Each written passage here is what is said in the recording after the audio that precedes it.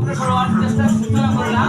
অবশ্যই আজকের দিন থেকে আমরা আমাদের ধর্মকে নিরীখ করতে পারি, আমাদের কর্মকে নিরীখ করতে পারি, আমাদের ধর্ম কর্ম যেন আজকের দিন যাচ্ছে এই দিন কখনো চলে আসবে না, কালকে যে কি আসবে কেউ তা জানি না। এই জন্য দিন গেলে আর কখনো দিন যায় না। এই জন্য পদ মহাজন বলেছেন, ঘরে দিন গেলে আর দিন পাবি না, দিন গেলে আর ঘরে দিন গেলে আর দিন পাবি না, যদি লয় জবান থাকবে খোলা, প্রেম সুদ পান করো রে পাগলে।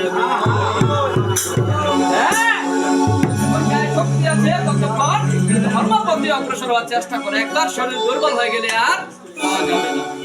তাই পদ মহাজন বলেছেন, ঘরে দিন গেলে আর দিন পাবি না, দিন গেলে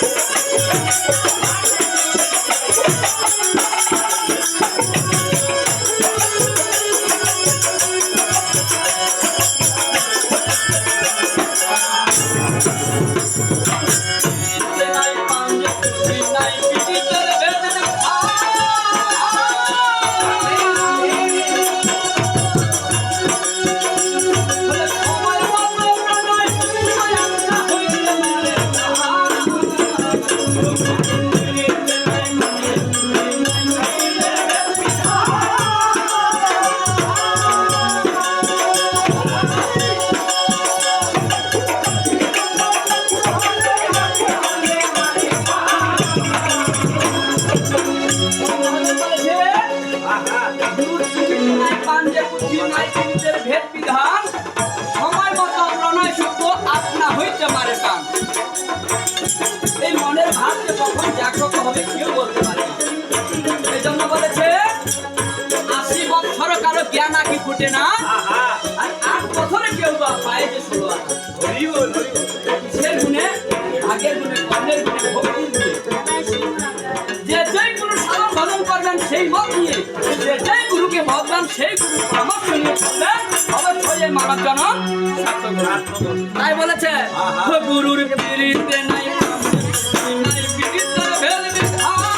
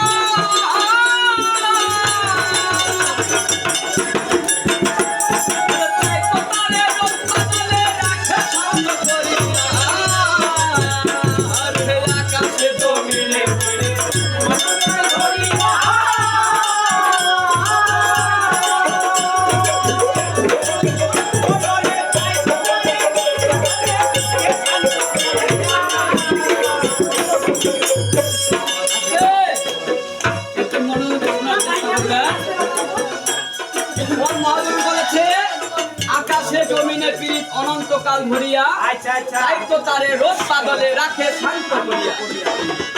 আকাশে জমিনে কখনো স্পর্শ হয় না, না কখনো হয় না, কিন্তু এই মাটিতে বা জমিতে যখন দর্শন প্রয়োজন হয় আকাশ বুঝতে পারে, যখন বর্ষণ দিতে হবে সে ঠিকঠাক সময় মতো বর্ষণ দেয়। গুরুদেবের অনেক শিষ্য, মনে করবেন না গুরুদেব আসতেছে না তার কর্মকে বাদ দেই, গুরুদেব আসতেছে না তার নিয়মাবলীকে বাদ দেই, গুরু আমাদেরকে সময় দিতে পারতেছে না এমন গুরু আমার আর প্রয়োজন নাই, এরকম মনোভাব এরকম মনের চিন্তা কখনো কেউ নেবেন না। কেন? ভক্ত যদি ভক্তি জাগ্রত হয়, 10 বছরও যদি গুরুর সাথে দর্শন না হয়, সেই ভক্ত গুরুকে তার জীবনের চাইতেও বেশি ভালোবাসে। এটা কি? ভক্তি। মনে রাখবেন, একটি মানুষকে যখন সবাই চায়, সেই মানুষটা সবার চাওয়া পূর্ণ করতে পারে না। তবে হ্যাঁ, গুরু চাওয়ার মতো কেউ চাইতে পারে যে এই বিষয়টা আমার প্রয়োজন, তাহলে গুরুকে আনে নয়, নিজে গুরুর কাছে গিয়ে সেটা আনতে হয়। কি কথাগুলা বোঝা যায়? গুরুর সাথে প্রেম আমাদের এরকম থাকতে হবে। যদিও গুরুকে দেখতে পাচ্ছি না, যদিও গুরু আমার এখানে আসতে পারতেছে না, আমার কোনটা প্রয়োজন আমি তার কাছে গিয়ে সেটা নিয়ে আসবো। সেই আকাশ আর জমিনের মতো ভাব প্রেম ভক্তি একটু কম লাগবে। তাই মহাজন কি বলেছেন? আকাশ জমিনের অনন্তকাল ভরিয়া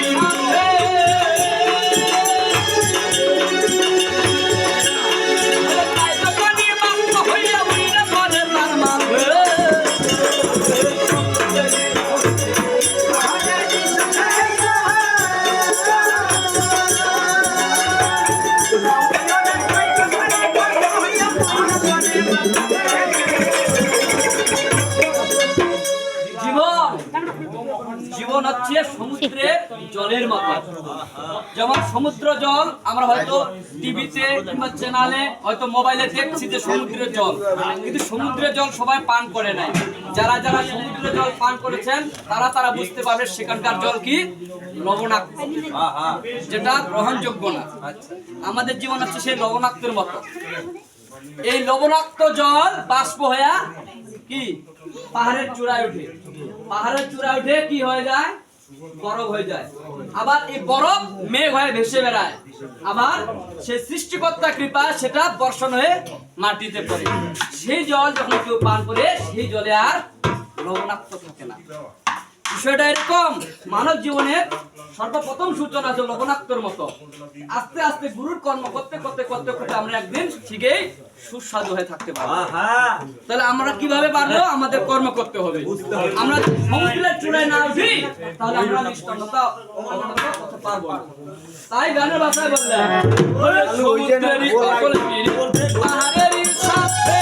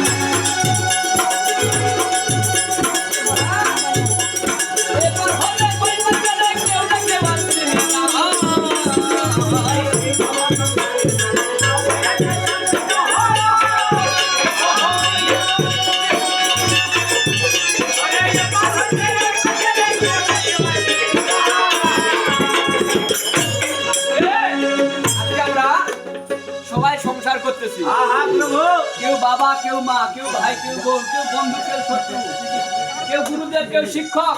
কি এই সংসারের মাঝে আমরা বিভিন্ন জনের সাথে বিভিন্ন সম্পর্কে বন্ধন। এই সংসারটাকে কিসের সাথে তুলনা করছেন? নামের সাথে। এই সংসারে যারা আমরা বাস করি তারা সবাই সঠিকভাবে চলতে পারি না। কি সবাই সঠিকভাবে চলতে পারি? সঠিকভাবে চলা কি কর্ম না করে কেউ চলতে পারবে না, এটা বাস্তব। অনেক জনের মুখ থেকে শোনা যায় শুধু ধর্ম করলে কি হয়, কর্ম না করলে পেট বাঁচে। হ্যাঁ, আমরা এটাই সবাই কি প্রায় বলি, কিন্তু মনে রাখতে হবে কর্মের পাশে পাশে ধর্মকে না রাখা যায় তাহলে সে মানুষটা কখনো সঠিক ধর্মে পৌঁছাতে পারে না। সেই বিশ্বকর্মার চারটি হাত, চারটি হাতের মধ্যে একটি হাতে কি আছে? দাড়ি পাল্লা আছে। আর সেই দাড়ি পাল্লাটা সমান ভাবে আছে। একটা আছে ধর্মের পাল্লা, আর একটা হচ্ছে কর্মের পাল্লা। যখন ধর্ম বেশি হয় কর্মে উপরে উঠে, যখন কর্ম বেশি হয় তখন ধর্ম উপরে উঠে। কোনোটা বিষয় বেশি করা যাবে না। আবার প্রত্যেকটা জিনিসে তো লক্ষ্য রাখতে হবে না আমাদের সমান হয় ধর্মে কর্মে। যেন কেউ বেশি কর্মযুক্ত ধর্মকে ভুলে না যায়, আবার কেউ বেশি ধর্মকে করতে গিয়ে কর্মকে ভুলে না যায়। এই সংসারটা একটা নৌকার মতো তৈরি করেছেন। আজকে এখানে যতদিন আছি কেউ বাবা, কেউ মা, কেউ ভাই, কেউ বোন, দেহ থেকে কারো বাকি চলে গেলে কারো সাথে আর কারো।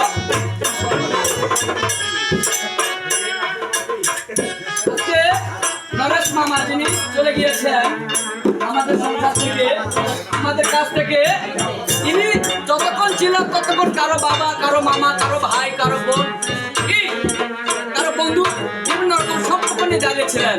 এখন তিনি চলে গিয়েছেন, ওর সাথে কারো কোনো সম্বন্ধ নাই। কেউ বা এই নৌকায় এসে বা এই সংসার এসে কেউ বা সঠিকভাবে নৌকা চালাতে পারে, কেউ বা চালাতে পারে না, মাঝখানে গিয়ে ঢুকে যায়। আমাদের ধর্মের পথ, কর্মের পথ, গুরুর কাছে মন্ত্র নেওয়া পদ হচ্ছে এরকম।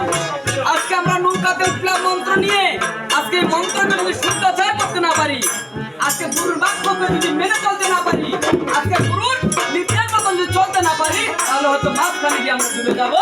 আমাদের সকল ধর্ম কর্মের সব বিফলে চলে যাবে। তাই মনে রাখতে হবে, অবশ্যই আমরা একটা নতুন জীবন পাইলাম, অবশ্যই আমরা একটা সঠিক পথে চলার একটা পথ পাইলাম। তাই কোন মহাজন সর্বদা পদে পদে বিশ্লেষণ করে বললেন, এই ভব সংসারের মাঝে